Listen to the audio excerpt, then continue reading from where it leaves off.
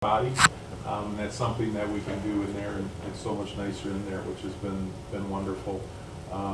The musical is this Thursday, Friday, and Saturday at 7 p.m.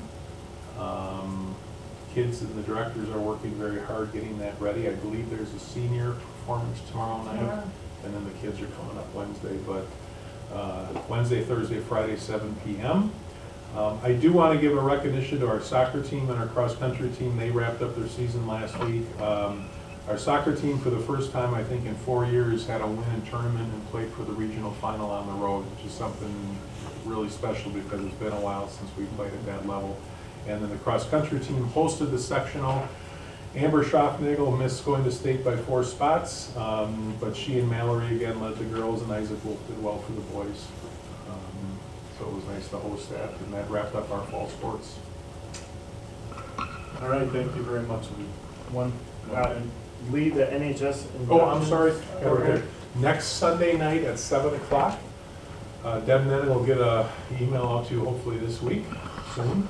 It's got to be right away. Yeah. The difference is it's at the high school. Yeah, and we're really excited about this because the first time since forever, there will be no charge to parents and families for going to the induction ceremony. Because in the past, if we held it off-site or we held it on-site and had a dinner, we passed the cost of the dinner onto the families. And if you had a family of 6 or 7 with grandparents, you're paying a good chunk of change to see your loved one be inducted. So this year, the board, thank you for your generosity, has always purchased the appetizers. Hey, So you guys are purchasing desserts this year, and we will hold it in the auditorium, and there's no cost to families, and we can have as many people there as we want. It'll be a nice event in the auditorium. So 7 o'clock, November 17th at the high school. Yeah, so there is a little bit of time. Yeah, November 7th. November 17th. Yeah. Sunday night. Yep, 2 weeks. Okay. 2 weeks. And then the only other thing is we have to be pretty formal with the safety reports. So the administrators right now, so earlier in the year we had safety week, they went through all the different drills. And this last week, or 2 weeks ago, we did the evacuation or like reunification. We left the building and came back again. It's not, we just did evacuation. We did relocation. I'm like, the wrong term. It began with an R. What is it? So reunification is when we actually have parents come and help pick up their kids. So we did not practice that this year. So with the relocation, we kind of wrapped up all of the safety drills that were kind of official that we needed to do, that we say that Mayville School District needs to do on an annual basis. So then we also had the police chief, like we mentioned, come in. I believe he came with Mr. Officer Lieutenant Tellner. So the 2 of them came in. They went into all the buildings and did this new safety assessment. It's actually Department of Justice requirement to use this template. So we'll get that feedback. With that feedback and the administrative reports, we need to give those to you. They'll be very lengthy. So really, they're going to be given to you with a super high level summary. Otherwise, it probably would be an entire board meeting just to go through those. So it is important, though, that we share that information with you. It's a requirement. So they're in the process of wrapping all that up. So at the next board meeting, it'll be on there as just a topic in reports. And we'll just cover the tip of it, but it'll be very lengthy. Otherwise, it will be a long meeting. So I do want to say that's something new. That's a new practice for us. So, okay. Thank you. Okay, moving on down to new business. The resolution 1920-103, approval to hire Karen Stelling for part-time school nurse. Motion. So, Jim? Second.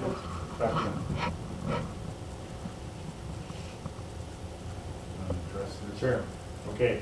So Maria Moscow was our new school nurse that was hired before school started, and did a fantastic job, and we had a full-time opportunity for employment.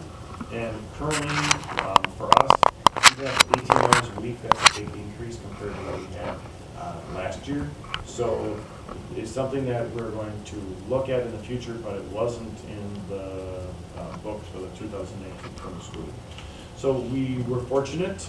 We went on a search, and Kara led that search for us. And we did find a registered nurse, an RN, for the position. Her name is Karen South. She's looking for a part-time position, which is a great fit for us then.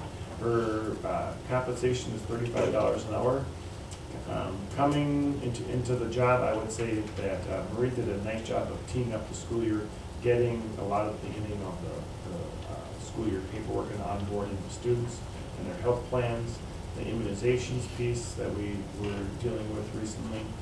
So it's a great time actually to be introduced as a new school nurse for us.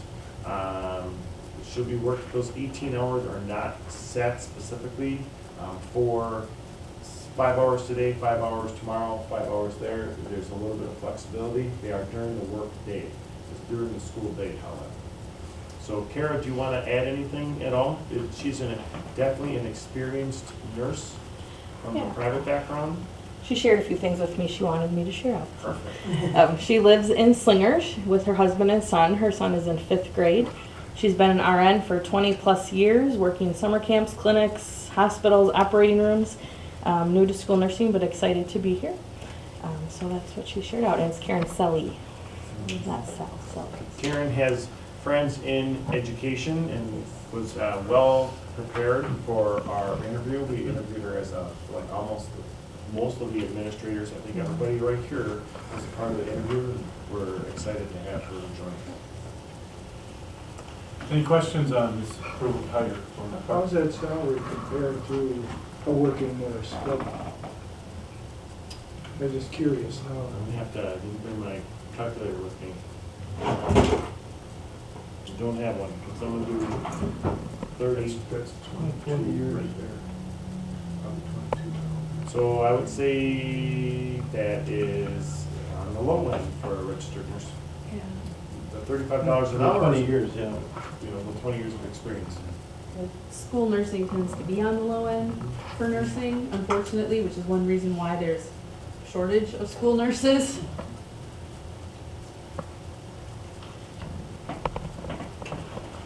Part-time position with no benefits is, Mhm. that's an average wage. Mhm. Yeah, for us, that's a very competitive wage for us. So I know that we're gonna continue to try to keep up with the market for this position. Ideally, from the conversations that the administrators have had with me, we would like to see if the job could be full-time. Is there anybody behind me who would disagree with that? Can you guys comment a little bit on, how many students or how complex are the medical needs? I know that has changed a lot in schools over the years, that it's not just, handing That's a somebody big part of it. ibuprofen. What are we talking about in the district? Well, we have to be careful because we don't wanna violate HIPAA. Yes, Right? yes. So, but as far as the health needs, we have students that need toileting, and support with that. We have tons of medication distribution that needs to be timely, and the record keeping along with that is really important. Just the amount of, like, kids get sick, they come to the office. We do have, our office staff is intentionally staffed with 2 people at each building in order to manage that. So they are kind of health room assistants, we'll call them. There are 3 individuals that they help out with that. I know that at one of the buildings, I'll say the high school, I've been told that we're good, like our individual who's ready for that is well-versed, got it, doing great. Our other 2 buildings, we have an experienced person who's been working at Parkview in the office supporting that. I would say that's a good thing. The middle school, we have a brand new person there. I do know from talking to the middle school staff last year, that's a very important part of one of those office staff members' roles. And the school nurse, Maria, when she was here, she spent a lot of time at the middle school too. So happens to be the building with the most students in it, and that happens to be where some of the greater health needs are, including Parkview. As they get older, they start to be more self-driven. They're able to take care of themselves more with their health needs. Kara might be able to speak a little bit more to it. I know the needs they vary tremendously by year. So 1 year we can have more needs, and then the next year the student is gone. One student can actually have a significant impact on it. Kara, do you want to add at all? We do have some students who have complex care needs, so there's seizure disorders, there's feeding tubes, there's catheterization, there's different components to that would require higher level nursing care. So I think we kind of answered you. Yes. So, appreciate it. one of the things that we'll have at the end of the school year, we'll have, I think more formally, Karen come forward and talk about her services and her year. So, we're supposed to have a year-end review, and I think it would be great is to have that formal report, and then to bring it at a higher level to the Board of Education, especially when we're looking at having this conversation about, we really feel strapped, like we're looking to see if we could increase nursing services. But I think it's a level of awareness for all of us on what does that mean. You know? Thank So you. I think that'd be great to have at the end of the year. Any other questions on this part-time school nurse position? Jim? Aye. Aye. Aye. Hi. Motion carried 502. Resolution 1920-104, approval to hire Ethan Middlestead, food service department. So moved. Motion by Jenny, Second. second by Jim. Sure. So Ethan has been, as a young adult, he's been working with the food service program this fall. He's been working kind of in a voluntary capacity, and now he's been doing a great job. So Nikki is recommending that he become a school district employee. He will have like a work coach, I believe, that'll go along with that hire in the beginning. But she's excited to have him become an official employee, believes that he's earned that opportunity. Any questions on this resolution? Do we get any federal aid for that, for special needs? Yeah, correct. I don't think so. Okay. 'Cause I see the salary's pretty low. Yeah, he's a young adult. Jenny? Hi. Aye. Aye. Aye. Aye. Motion carried 502. Dick, I was putting down as a note to check. I don't think so. Resolution 1920-105, approval to start college now requests for second semester of 2019-20 school year. Have a motion? So moved. Dick? Second. Second by Jenny. Lee? A little different than what we're used to in the past, because there's normally a fair amount of credit requests in the fall and the spring, so this is the only one that we are bringing forward right now. So it's for one student to take the CNA class next semester through Moraine Park for 3 credits. And Mr. Fink, I actually put Mr. Holman's name on there, so if you can cross Yes, I his just name put out, acting clerk under it, yeah. and you can just sign as acting clerk. So that is for the second semester. So for Jenny and other, Ms. Fink, I'm sorry, what we do is the fall requests get approved in the spring, spring requests get approved in the fall. So I'll be back probably in March with ones for next year. But this speaks to, and I'll have Mr. McFadden report out on this in a couple more meetings. This speaks to some of the things we're trying to offer in-house, where kids don't have to go out of the building anymore to pick this up. But she'll probably be our 4th CNA student this year. And that goes back that if the students pass the state test, we get reimbursement back from the state under Act 59. So it's a good opportunity for the young lady to get some training and us possibly to get some financial help on the back end. So it comes with approval or recommendation from Ms. Pasick and myself. Any questions for Lee on this resolution for start college now request? Dick? Aye. Aye. Hi. Aye. Aye. Motion carried 502. Thank you. Thanks, Lee.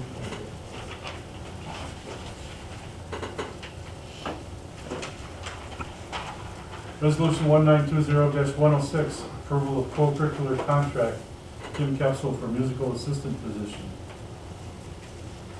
So moved. Motion by Jenny, Second. second by Tatiana. Who wants to speak to this? Anyway? Sure. Would you like to do it, want to, or? Kim has been helping out with the musical in the past as an accompanist. So right now, there was a vacancy. When it was presented to the board for all the co-curricular contracts, there was one spot on the entire thing that had a TBD, and it was a musical assistant. So when we reached out to them saying, okay, musical's coming, it's early this year, so what's happening, that they had made the decision to advocate and to offer the contract to our current accompanist.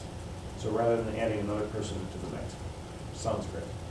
So that was the recommendation. So we have her musical assistant for year one for whatever appointments included in the packet. This is just for the musical, or is it? Just for the musical. Any other questions on this resolution? Jenny? Aye. Aye. Aye. Motion carried 502.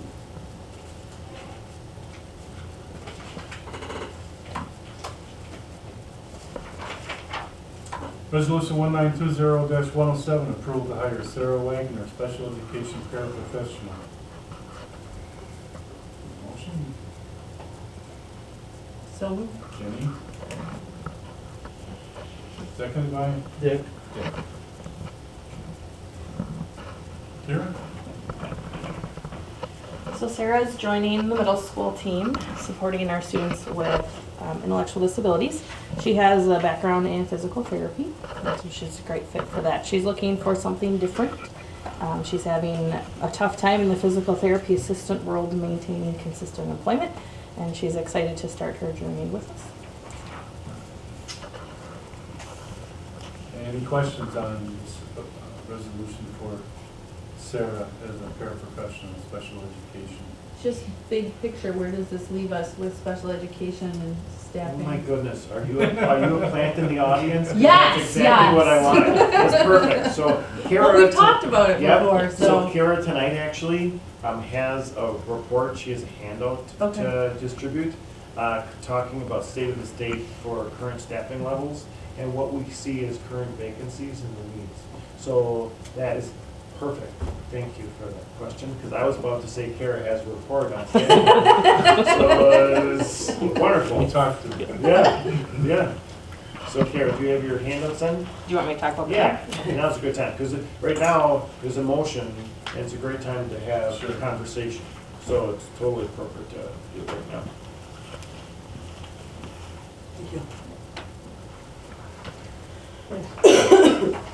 Yeah, sure, please. Thank you.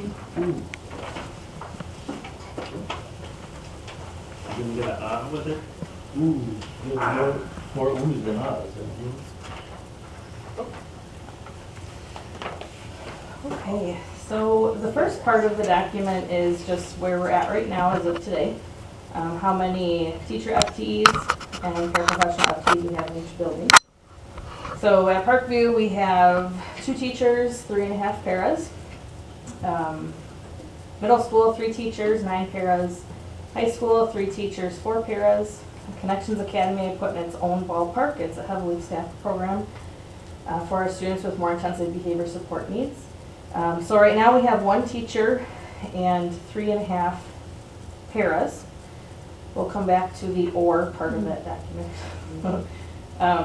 And then as part of Connections Academy, we also have a para who was given a leadership capacity, and she has 3 paras with her. So Connections Academy is its own large entity, housed at Mayville Middle School. We have 2.5 speech pathologists. We have 1 OT and an occupational therapy assistant that is with us 8 hours a week. We have 1 full-time school psych. We contracted with CISA 6 for school psych to do our initial evaluations for special education. We contract out for physical therapy. The next paragraph talks a little bit more about Connections Academy and how we are, where we are right now. So we do have 3 vacancies in that program. That's really the majority of our vacancies. At this moment, the only vacancies we have for paraprofessionals in our district. So early August, we were completely filled, ready to go, staffed. had 4 transfer students come in with significant behavior needs. Those students joined our program. To adjust to their coming, we posted a position. That position is currently unfilled. In September, we had a staff member resign from their position within that program. That position is still unfilled. It's a paraprofessional. Paraprofessional, yep. To help meet needs, we moved a paraprofessional over to that program, Connections Academy, which meant that we had a vacancy somewhere else. That position has been filled. And then we recently added another student from within our district to Connections Academy. That student comes with a staff, but we don't have that position filled yet. So there's quite a few doings within that particular program. If you want to go back to the first page where I talked about the org for Connections Academy, as an administrative team, we've talked about and thrown around the idea of should we hire a teacher and less paras. So in that conversation, we posted for a teacher. We didn't get any applicants. I trolled weekend and brought a couple people in. One candidate was very promising, but she did turn us down. She felt it wasn't quite the right fit for her. So have my feelers out there for more applicants for that. If we were to hire a teacher, we would not hire 3 paras. We would hire 1 additional paraprofessional. So hoping it would balance out budgetary-wise at least a little bit better. The caseload in that program is getting high as well, which is another driving force for the teacher versus paras. And then just who's where is the next part. So what teachers and what paras are working with them is the next document. So the vacancies are kind of highlighted in there, and they're all within that Connections Academy.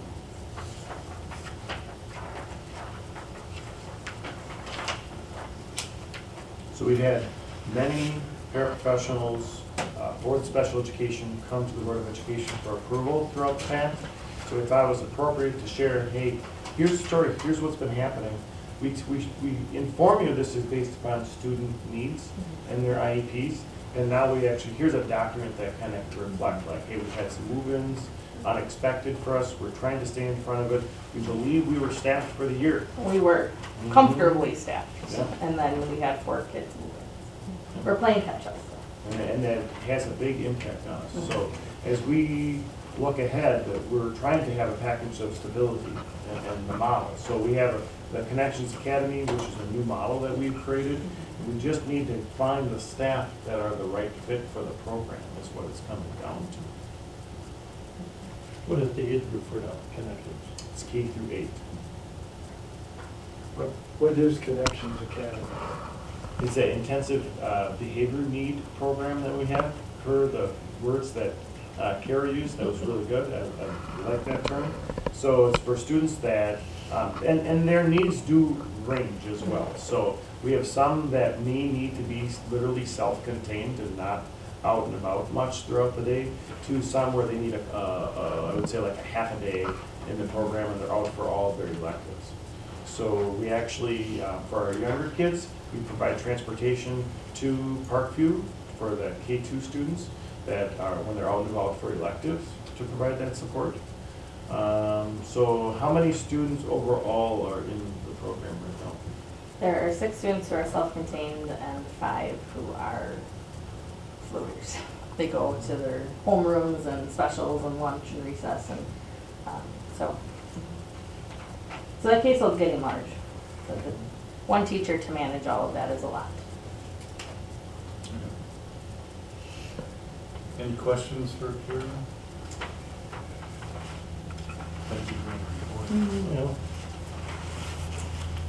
Any questions on the resolution? Jenny? Aye. Aye. Aye. Aye. Aye. Motion carried 5-0.